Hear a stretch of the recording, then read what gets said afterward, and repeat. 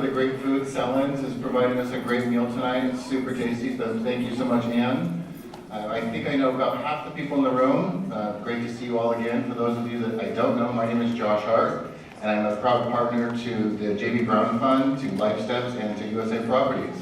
And this is my 5th year being the MC for this event, and I'm proud to be here as not only a board member, but also part of the Scholarship Fund. And I've told many of you years and years in a row the funny stories of the first time I was asked to do scholarship, and the stack of ream of papers that I had to read through, and how much I thought maybe I should not have signed up for that. And then after the third one I read, I thought this is the best time I could have ever spent that year. And it still continues to be twice a year, one of the most impactful times that I get to read about all of the amazing stories and the people that USA Properties gets to serve in the communities that they support. And I'm super proud to be here with my friends Jeff and with Beth and then that I've just made, and to have such a great night. So I'm glad you're all here. You're going to absolutely love the stories you hear.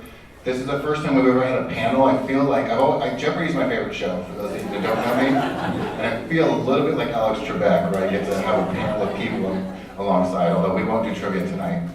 So we've got an incredible, we have an incredible program. We're going to start hearing from our president, Jeff Brown from USA Properties. We've got some incredible recipient stories. We're going to hear from 3 different recipients. We've got a great guest speaker. We'll talk about each of those before we get started. And then, as usual, we'll have Beth do some closing comments. And we're going to live 15, 20 minutes this time?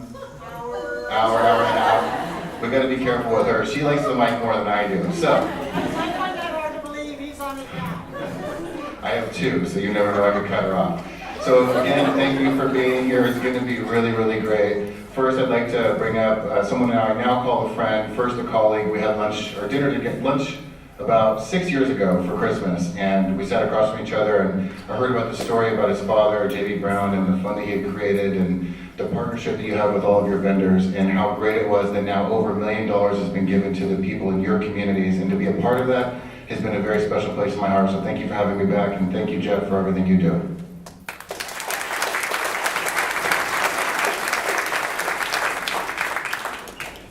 Thank you, Josh, and I just want to say, Josh has been our MC many years now for the J.B. Brown Fund, and it's not the same without you doing that. You do a great job, and we appreciate everything you've done for the J.B. Brown Fund. Thank you all for being here tonight. To celebrate the 2019 J.B. Brown Fund. This is the 9th year of the J.B. Brown Fund. We've started in 2011, and it's, to say the least, it's far exceeded any expectation I had. That Beth and I, when we talked about this idea in January of 2011, unbelievable. Let me give you some numbers just to kind of support what I'm saying. We've raised now over $1.3 million. We've awarded 286 college scholarships, including 46 scholarships in 2019. 95 different people over the 9 years have benefited from the scholarships, and over 60 people now have graduated from college. And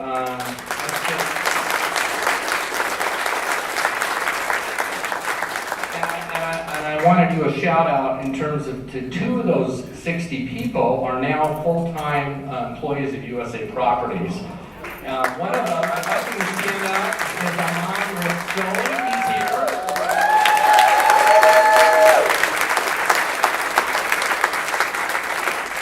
The other individual is Yoshi Figueroa. She works on one of our communities in Ventura County in Moorpark. In addition, we've given out 698 youth sports grants over this time, and soccer, basketball, whatever, various golf, various sports, for youth sports scholarships. In addition, over 300 families and seniors now have benefited from our Special Needs for Seniors program and client assistance money. And I want to also say that $1.3 million, two comments. Thank you to all the financial partners who've supported the fund, because without you, it doesn't exist. So anybody here who has done that, huge shout out to all of you. And a big part of that is, and 100% of the money that comes in with zero administrative costs. It all goes to this, the funding. We don't take 1 penny of administrative cost for any money we raise. But I want to do it.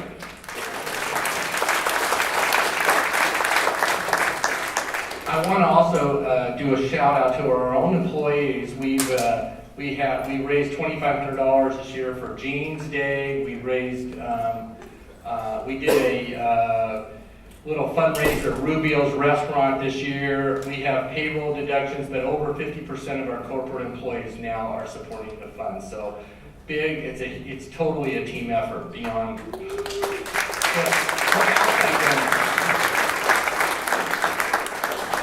So I want to first thank, in terms of leading the effort this year, once again, Lawrence Williams, another fantastic job leading the J.B. Brown.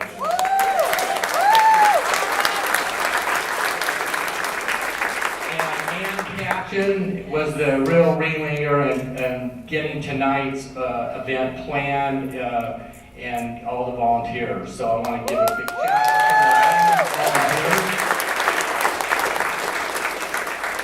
Our scholarship committee consists of Josh, myself, Lisa Gutierrez, Beth, Vernon Hills, and Victoria Crutchfield. We are the committee that reviews the applications, and it's always been fun having two bankers on the committee, because my philosophy is I just want to get everybody funded, and they're reviewing points and essays, and anyway, so that's always been fun. Also, I want to acknowledge our committee, the J.B. Brown Fund Committee, again with Lawrence and Ann, April Atkinson, Victoria Crutchfield, Ariella Escano. Got to get used to that, she just got married. Susie Tartella and Tammy Sandoval, and then from Life Steps, besides Beth, Stephanie Gerbeck and Vernon Hills. They're on the J.B. Brown Committee.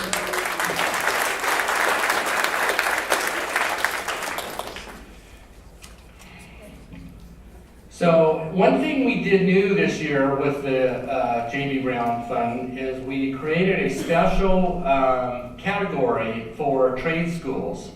And I'm pleased to announce this year we awarded 5 trade scholarships as well. One of the big challenges in our industry is a shortage of construction labor. Construction costs have risen significantly in the last 4 or 5 years, and we're very concerned that we're not getting enough people wanting to become plumbers, electricians, just get into that space. And so we set up a category to encourage that, and we're working with the local BIA and the community colleges to try to encourage more of our kids and more people with training and with support, financial support and educational support to get into that space. So very pleased that we had that separate category. And I also want to just do another shout out to my partner in crime with this, Beth, for continuing to think big. I think many of you have heard me say before, our latest endeavor is we're trying to, we've established our nursing program on 3 of our communities, and we're trying to figure out a way to crack the code, so to speak, to get funding so we can scale it big time, and I'm confident we're going to do that. It's more of a when question than an if question, but it's just been great to work with Beth and the passion she has and the thinking out of the box, big ideas to try to help the world make it be a better place. So, Beth.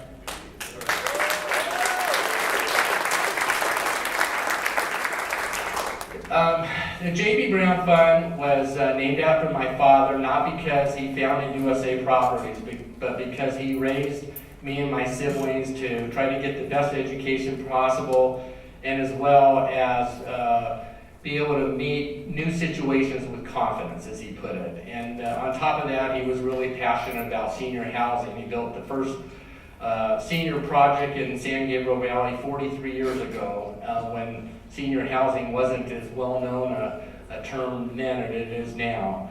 And one of the things I will always be thankful for what my dad did, I never had to worry about having money for school, and I thought, well, maybe everybody's not that fortunate. But he also gave me a lot of confidence when I was growing up. And one of the things I think that's so great about youth sports is developing self-confidence. You learn teamwork, you learn getting up the mat, off the mat when you have a setback, you learn competition, and hopefully you're enjoying it while you're doing it, though sometimes you're not always going to enjoy it, especially maybe if you weren't as successful in a game as you hope you were. But those are all great life lessons, and sports to me has always been a metaphor for life. And my father, I participated a lot in youth basketball. I can still remember crying as a 5th grader when we lost our championship game 39-38. But my father was always really incredibly supportive of me doing that, and because of that I ended up being really passionate about wanting to coach my own kids in youth sports, which I was thankful to do for 16 years. And one of the best things I think ever occurred was Title IX, because Title IX, most of you probably know what that is. It allowed women to participate in sports on a greater level than they were before that.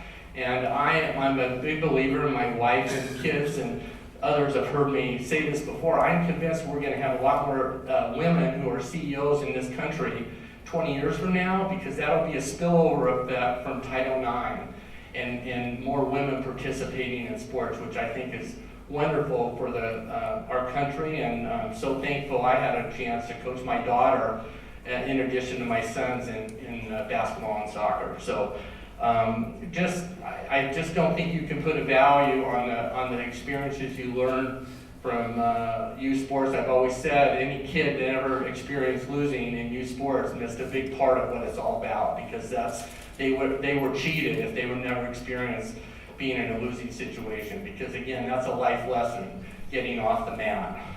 So with that, I'm going to close, but I want to close with a quote that I try to remind myself a lot from a not very popular figure in this neck of the woods because of all the battles with the Lakers and Kings, and that is the former Laker coach Phil Jackson. But he was very positive. He was involved, and I thought it was apropos tonight because our guest speaker is coming from Positive Coaching Alliance, and we're very blessed to have Tony as our speaker tonight. And Phil Jackson was very involved in Positive Coaching Alliances. Phil Jackson's quote was, "Never let your successes get to your head or your failures get to your heart." And that to me is as true in life and business as it is in sports. Thank you.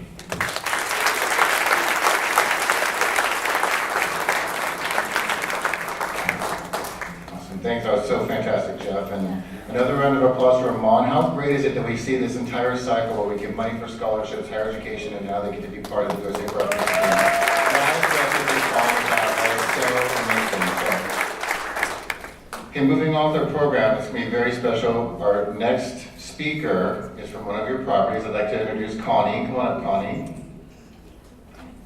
Connie's afraid of me. So I went up to Connie earlier when I got her. She's sitting at the table, and I said, "Hi, can I introduce myself?" And she sat back and looked at me funny. So I'm still not going to bite you. I'd like to bring you up to hear what you have to say for us. Thank you, Josh. It's so nice to be here amongst all of you. Good evening.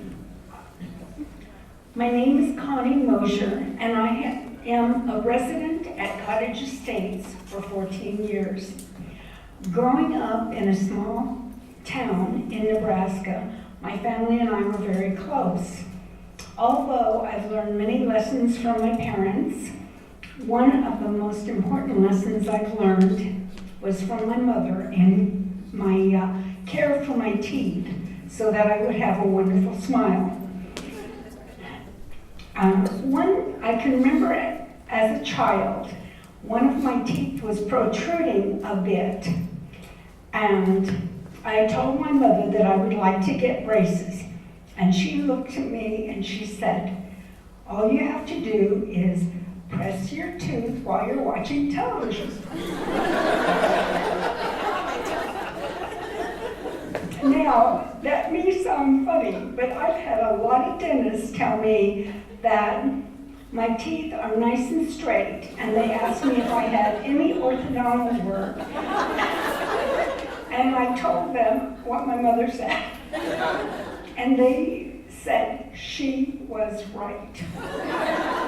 Needless to say, my mother was right a lot of the time.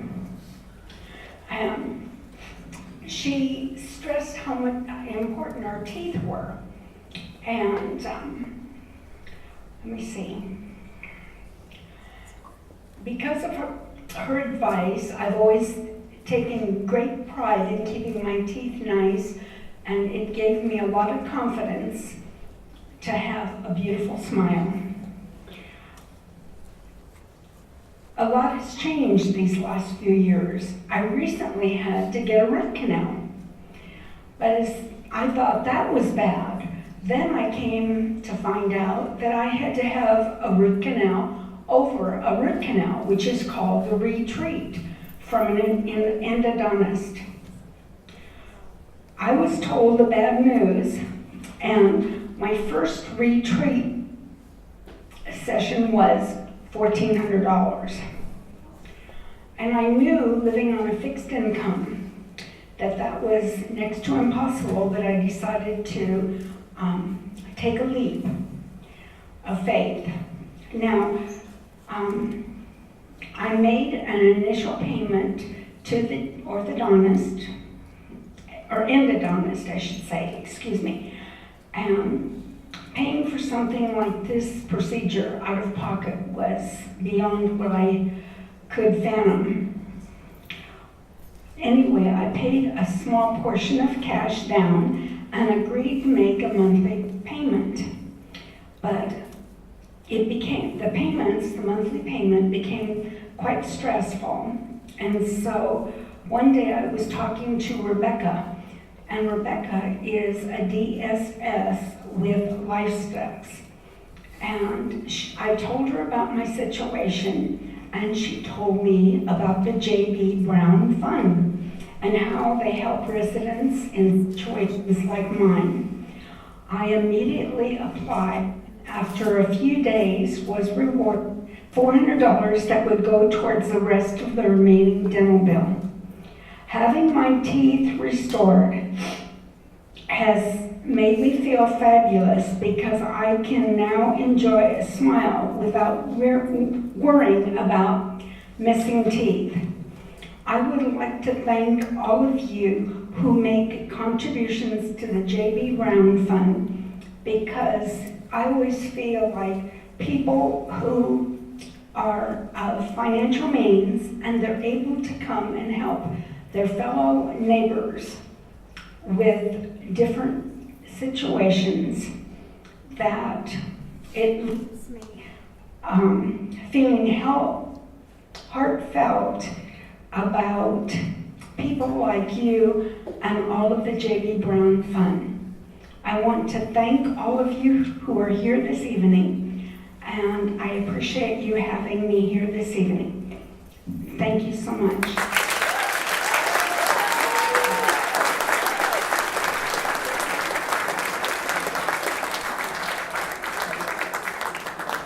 Thank you, Connie. That was so great. Look at what a beautiful smile. You're absolutely right. Especially when you're not pulling away from it.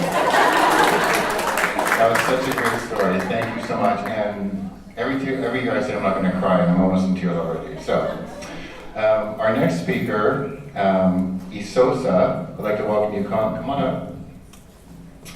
He is at the University of California, Davis, pursuing a career in engineering. I'm going to turn it right over to you.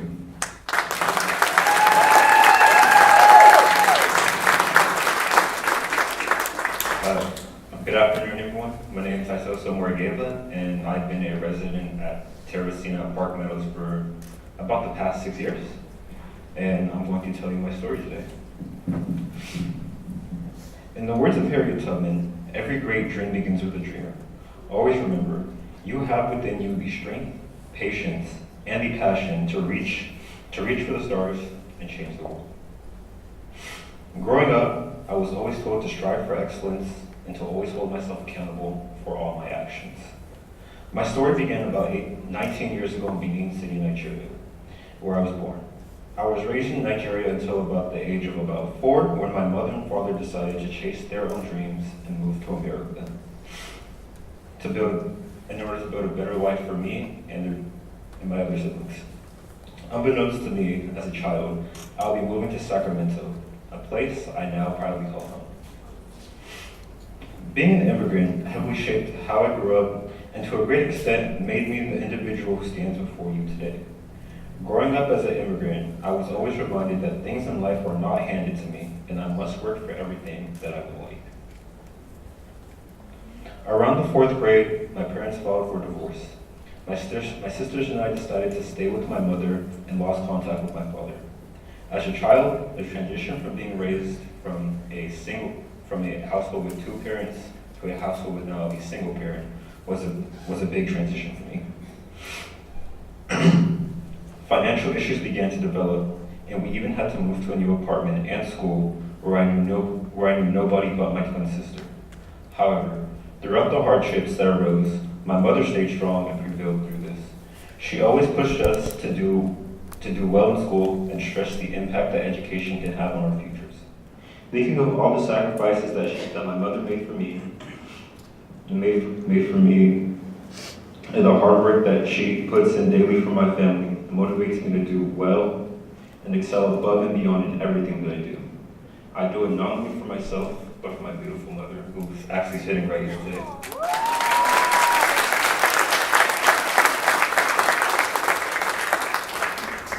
Going into high school, we moved again, but this time to Teresina at Park Meadows, a USA licensed owned property. In high school, my main support was my mother and my twin sister. We got along very well, and we were able to push through together in high school and maintain good grades. My senior year was a time of confusion for me. I wasn't sure whether I could go to college because of the cost, or if I could do anything after high school. This is where I was introduced to the J.B. Brown Fund, and even got help from my apartment manager to apply for the scholarship. The J.B. Brown Fund has impacted my life in a way that words honestly cannot describe.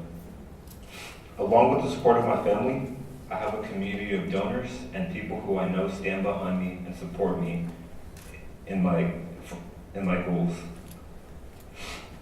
The J.B. Brown Fund has allowed me to continue my education and pursue dreams and set my goals higher for myself, higher than I have before. The fund has allowed me to immerse myself into many interesting opportunities, such as building an Arduino powered chicken coop, learning how to program, 3D print, and so much more. The fund has also helped me ease my financial problems for college. I don't always have to think about how I'm going to pay for tuition or when I'm going to eat next. I'm able to focus on more important things such as schoolwork and my extracurriculars. Overall, receiving the J.B. Brown Fund has influenced me to work harder at being a role model for young boys and girls in my community. I'd like to give them the same support I feel J.B. Brown gives me, and compel them to further advance through school and push on for the quest of higher knowledge. With my electrical engineering degree, I would like to work for the military and assist in working in research projects. I'd like to thank all the J.B. Brown donors from the bottom of my heart for this amazing opportunity that you have granted me with. I would also like to thank the J.B. Brown Scholarship Committee for blessing me with an opportunity to speak before all of you today. You were able to help a lost kid figure out his future and put me on the path to success. Once again, you have my greatest gratitude, and I thank you so much.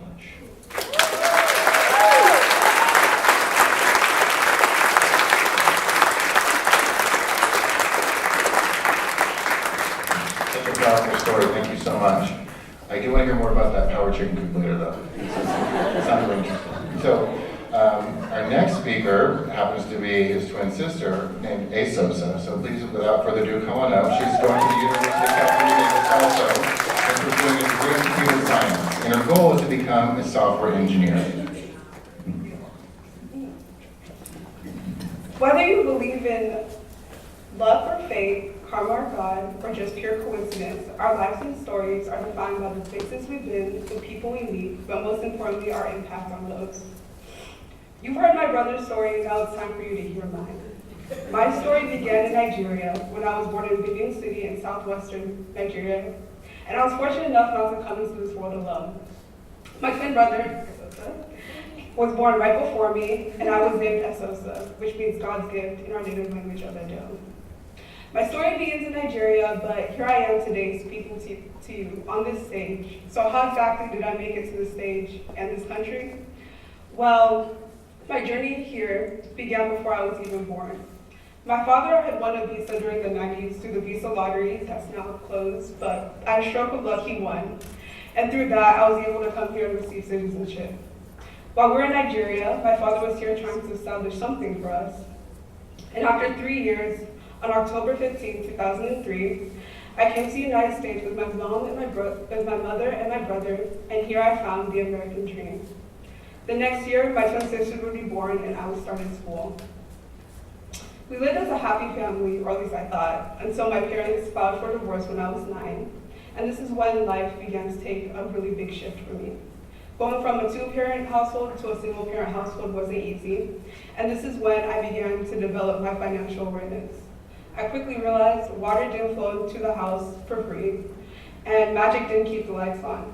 Somebody had to pay to keep us alive, give us our daily necessities, and someone had to raise 4 kids with discipline and sculpt us into adults with morals, manners, and a sense of responsibility. For me, this was my mom. My mom always made us our priority, and she gave up better paying jobs and opportunities so she could always be there for us. Thanks, Mom.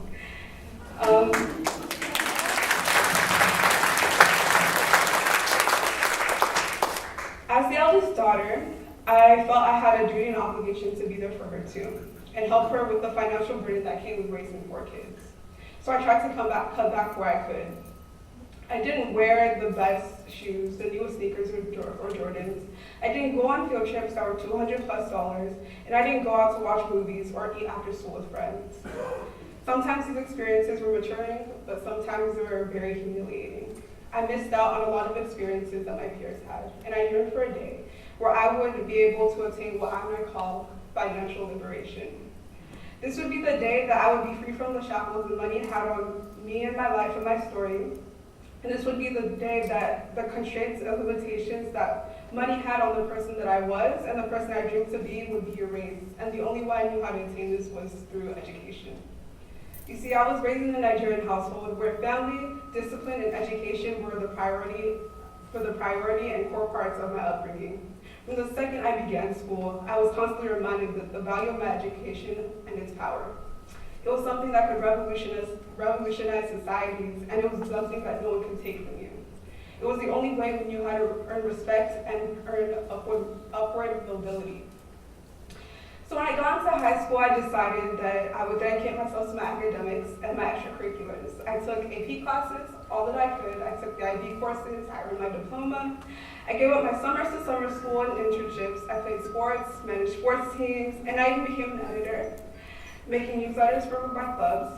I graduated at the top 10 of my class, and I even became president of Academy. Yes, education was important, but it comes with a price, and I knew that I could not afford that price.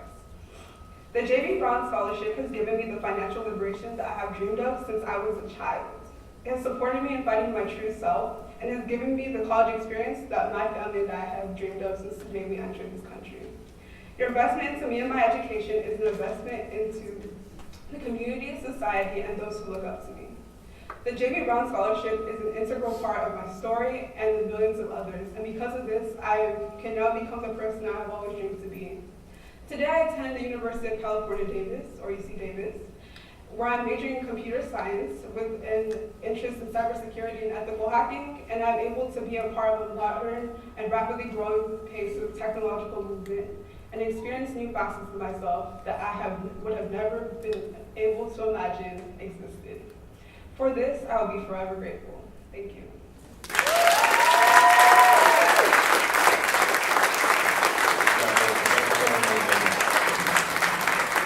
So another round of applause for all 3 of our speakers so far. Thank you so much for being here. friends with incredibly different stories. I now know why I didn't get to Davis, because I did one extracurricular activity, not like 900, so they declined that application immediately. Thank you all so much for speaking, it really meant a lot. Now we're on to our guest speaker for tonight, and as all of you know, the J.B. Brown Fund, as Jeff has said, is all about higher education, now trade services, youth sports, and supporting our seniors. We've always had a guest speaker come in each year and give us some motivating facts around higher education or one of these subjects. And this year, Jeff thought it'd be appropriate to talk more about youth sports and the impact that youth sports can have on not only self-esteem, your community, and your future. Today we have Tony Acero, who has an extensive background, and I would take up all of his speaking time if I went through it, so I'll give you a couple of highlights. He was the youth program director for the YMCA, which is pretty incredible. He was also the community relations director for the River Cats. Today, Tony's coming to speak to us as the Positive Coaching Alliance representative, which he's very passionate about, something that Jeff has participated in, something I'm aware of. Having been a T-ball coach, I needed all the positivity I could possibly have. And he's going to share some really fantastic words with us. So without further ado, please come up, Tony. Thank you so much. I'll tell you, my wife and I have been married for 47 years. We have 5 children, and she would tell you, he's not that good. I came upon the Positive Coaching Alliance when I was with the Sacramento River Cats as a community relations vice president. And I found what they were all about is the right way to get people involved in change, in a positive change. Jim Thompson, who is the founder of the Positive Coaching Alliance, when he was a teacher, he's now a professor at Stanford University. But when he was teaching, he taught kids with emotional challenges.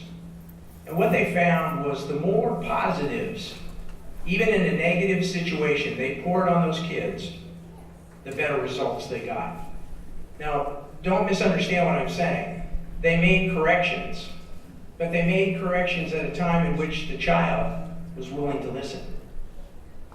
So, in a very simple way, he found through his kids being involved in sports that if he took those same kinds of techniques and tools for parents, for coaches, for players, for organizations, from little ones to high schoolers, they could make a change.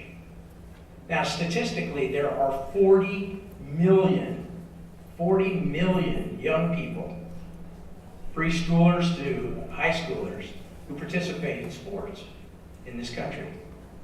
So, through change in sports, youth sports, we can change our country. Repeat after me. Better athletes. Oh, come on now. I came all the way from Carmichael, California. Better athletes. Better people. And that's really the concept that we have in the PCA. A lot of times when I'm coaching, I've coached for the past 47 years. How many of you love sports? How many of you play sports? Or have played sports? There you go. You haven't played your last game, sir. I'm telling you right now. Yeah. Don't turn around and look at the ladies behind you. I played sports from the time my mom sat me down and rolled the ball to me. And I rolled it back to her. And we would just do that over and over again. I played all the way up through college. Ladies and gentlemen, I'm 5'6". I'm not 6'5". I don't throw a 100-mile-an-hour fastball. But I had a coach. I had a mentor who every day when we came to school would shake our hands and he'd ask me the same question every day. He'd say, Tony, what's the word character mean? And I would explain to my coach, character is what you do. And my coach would say, when nobody is looking. In those 47 years that I've had an opportunity to coach past my playing time, and I do still continue to play, but all those teams that I worked with, it was attitude and character that were the key. You see, young people, when they get involved in sports, there's a romanticism of the game that they love. Playing with mom and dad in the backyard. Playing with your friends. Shooting that shot through the basket with 3, 2, 1, beep, and you get the winner. That's the romance of the game. And they play the game for fun. Don't misunderstand me. We teach skills, and they want to be connected. They want to be connected to other people, especially this generation. This generation who is isolated with their phone, isolated in their room, wants to be a part of a team, part of a connection of other people.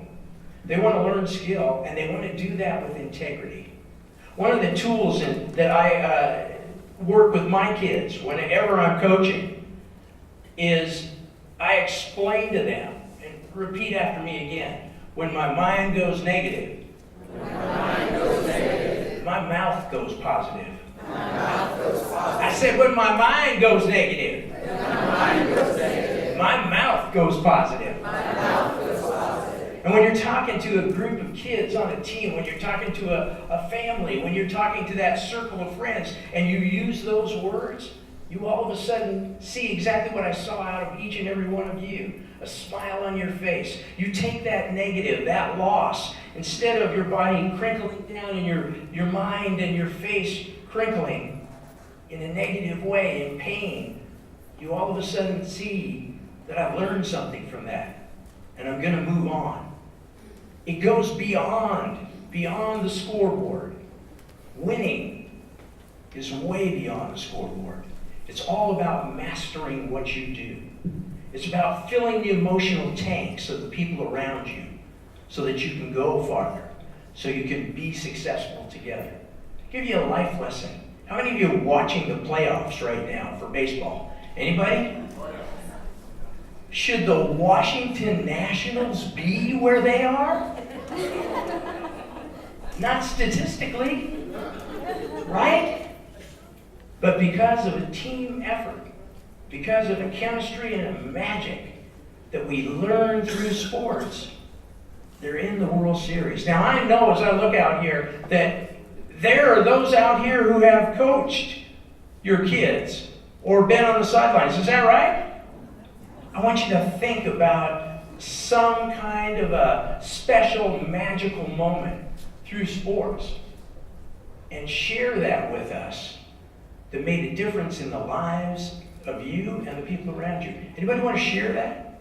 Is there somebody here who had a moment in sports with a youth team that it made a difference? I see you shaking your head. Do you want to share that with me? Sure. Here we go. Right? We're getting her over there, and then. My daughter was a freshman in high school, and her track 4x4 relay was a freshman, sophomore, junior, senior.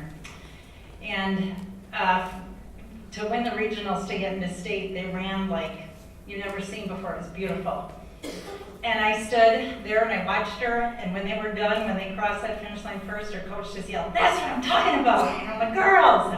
And she was so excited. They were picked to win state. They dropped the baton in state. And it was the exchange between the senior runner, who was a machine, and my daughter, the freshman. And I saw it happen, and the older girl just kind of threw it at Allie and said, "Allie, get it." It wasn't a clean handoff at all. And to watch my little 14-year-old, you know, just have her heart broken, but wow, you know, she bounced back. And she was surrounded by those other 3 girls on the relay team, and they loved her up, and she has grown from that, and you just keep training. She got off the mat. Give her a hand. I love that.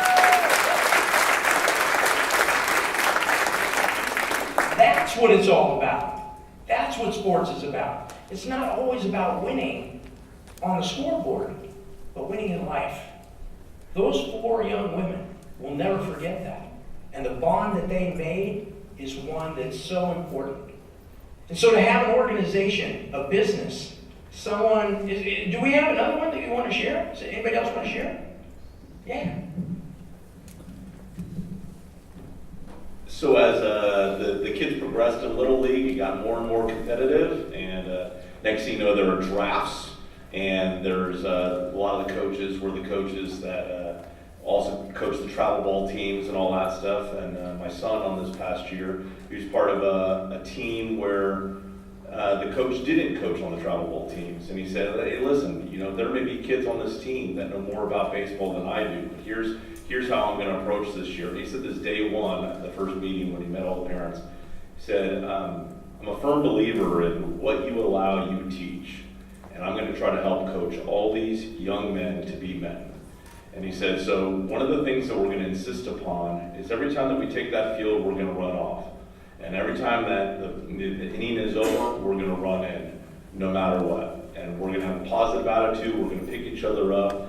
And you know what? I'm hoping that we have some coaches amongst you that can help lift each other up in the field. Those good players that have played travel ball, whatever, that you're going to turn to the guy by your side and help support him as well. And I rely on you for us having success this year.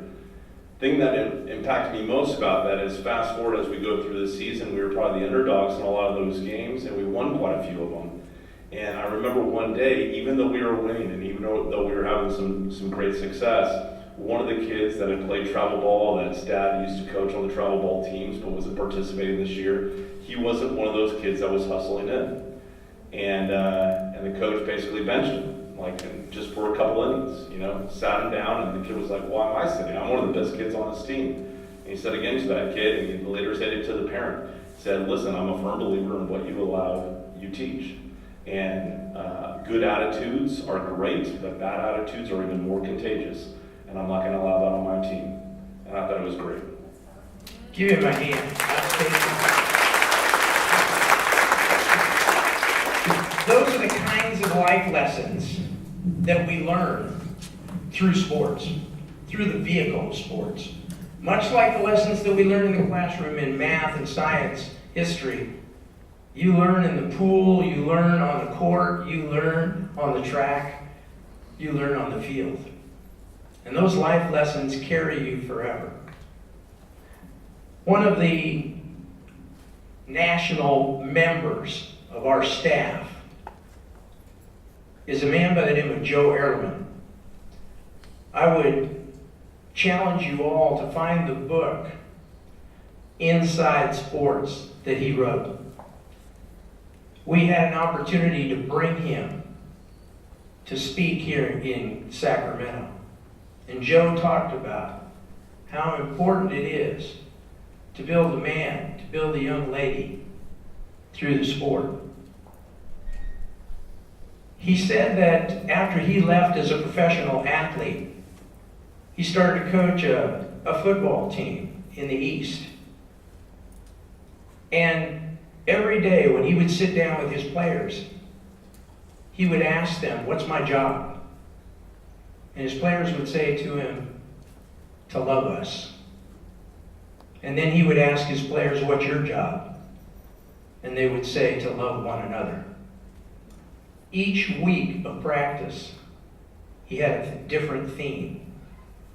And on homecoming, he would talk to his players all week about honoring their sister, honoring their mother, honoring their date. To be a man above the game.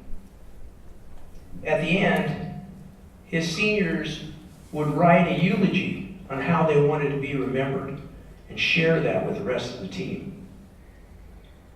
Joe shared that with 50 to 60 coaches here in Sacramento. A very well-known coach out in Elk Grove stood up and said, all right, so now that you've feminitized all your players, what kind of a football team do you have? Joe Ehrlichman is 6'8", 280 pounds with white hair. He stood up and he said, sir, I teach X's and O's just like you do. I teach the game. You tell your young men to put on their gear and I'll have my guys put on their gear. In the last 5 years, we've been in the top 5 of the nation. And last year, we were the #1 team in the nation for high school team. So after we beat you, we're going to take you out to lunch. That's what positive coaching is all about. I want to share one last story with you. My mother never missed a game that I ever played. Ever. Now, I come from a generation that didn't start playing until you were 8 or 9 years old, not the 4 and 5-year-olds that we have today. But after every game, she would come up to me. She'd grab me around the neck, give me a big hug, and she'd say, "Tony, I love to watch you play." This was a woman who didn't understand the game very well. This was a woman who was there to work the snack bar. She was there to keep score. And after every game, she would say that to me. And I'll never forget when I was a sophomore in high school at La Sierra, made the varsity team for the first time. She came up and she said, "Tone, I love to watch you play." And I looked at my mom and I said, "Mom, I sat on the bench the whole game."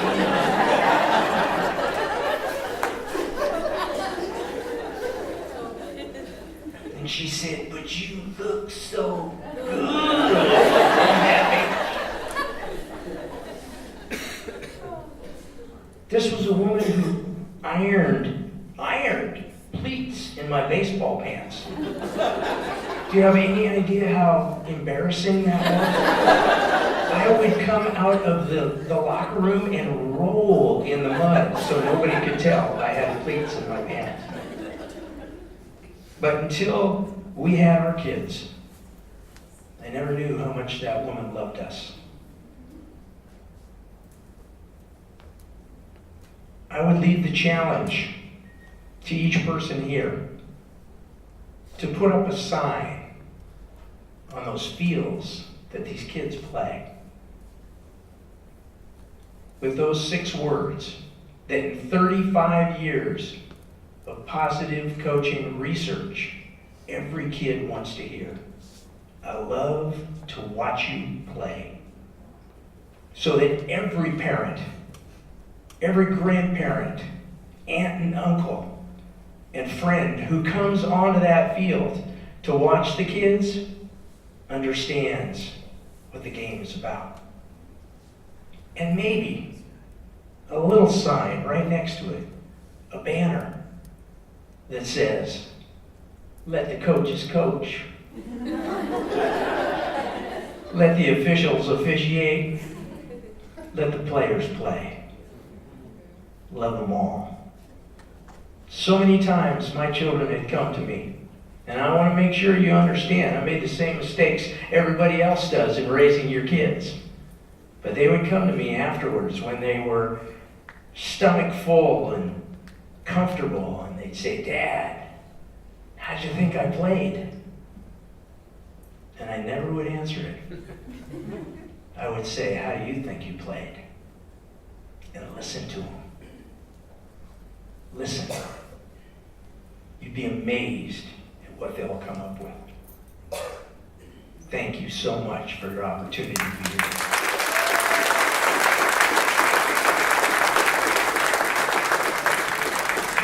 Thank you so much, Tony. You made me laugh and almost cry, so I knew there'd be a tear at some point. And you know what our goal today was? To make sure we had a really tough speaker for Beth to follow. Because Beth always has so many profound, wonderful things to say. One of my favorite people in the world, and the greatest social worker of all time. Please welcome Beth Souther.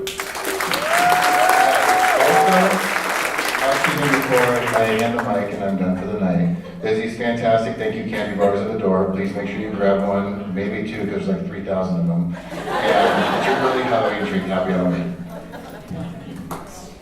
Well, I'd say Jeff got me back on this one. Hire a motivational speaker just before my close.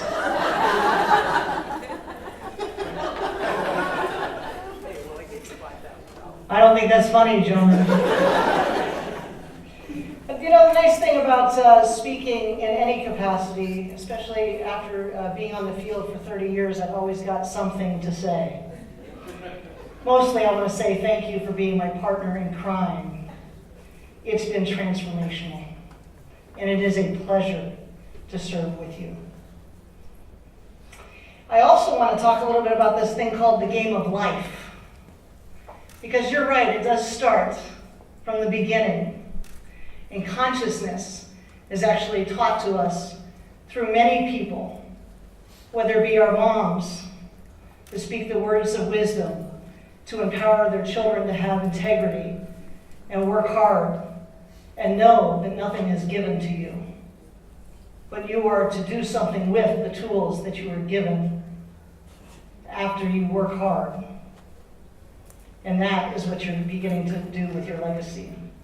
It's the vulnerability of being a senior who has worked all their life and has come to this place and has realized that something so basic as dental work is impossible at times because the rents have gone up so high and Social Security is not keeping up. It is phenomenal how hard life is, but there is this thing called consciousness that each one of us has in every moment of every day. It's the time we walk around and see a homeless person and feel something and choose not to do something or to choose to do something. All of us have consciousness. We are given that through mentors and teachers and parents and leaders and heroes, superheroes. It is instilled in us a conscious discourse. Some of us call it God. Some of us call it Christ, Muhammad, Baha'i. All of us have a level of how to be human because of the consciousness. But here's what I want to say. Life is hard, and there is a lot of good reasons to say no. I want you to take a moment to look in the room.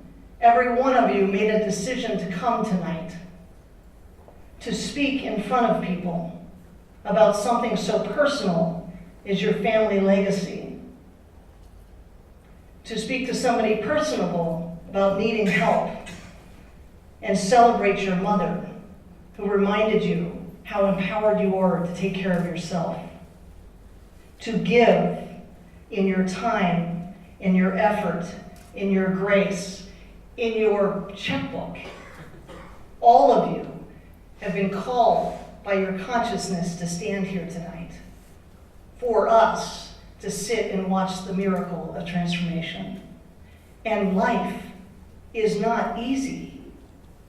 And yet, here we are. Over $1.3 million raised, 94% success rate with the client assistance that we give for people before they're evicted are given, and they're still in housing a year later because people like Karen McCurdy and I had consciousness in the beginning as I sat down and I learned we could actually prevent an eviction.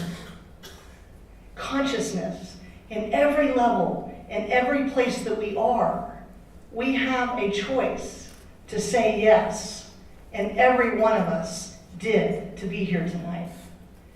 But it doesn't just stop here, though. This is the night of celebration of you, of the time and effort that you said yes and didn't say no. To the seniors that need blood pressure that are just too cranky and frankly might not even have great hygiene because they're sick, but you show up and you go to work. Or the depressed mother that sits in front of you and tells you there's no hope because eviction's doomed and I don't have any money to stay. You're in the room with some people that are going through such hardships and vulnerability. And yet, by being in that room is the glimmer of hope that consciousness becomes alive. So thank you for everything that we're doing, for everything that you are, before you get there, by saying, yes, I'd like to receive this grant. I'd like to be able to help my family by going to college, and actually making a difference with cybersecurity, which from Life Steps perspective, we can't say enough how much we need that.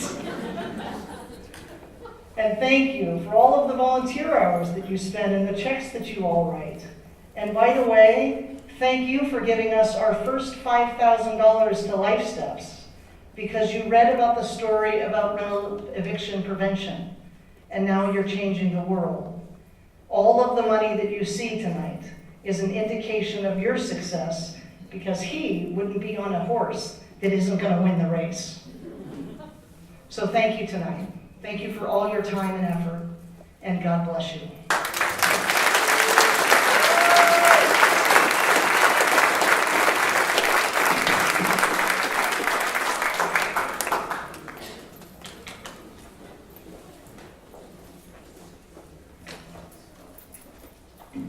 So that's the end of our formal program. There's still some food and some great snacks and a lot of chance for us to all meet each other. So please stay for a little bit and get to know your neighbor. Thank you so much for being here. Thank you, Jeff. Thank you, Ann, for all your hard work and the whole committee. We'll see you next year.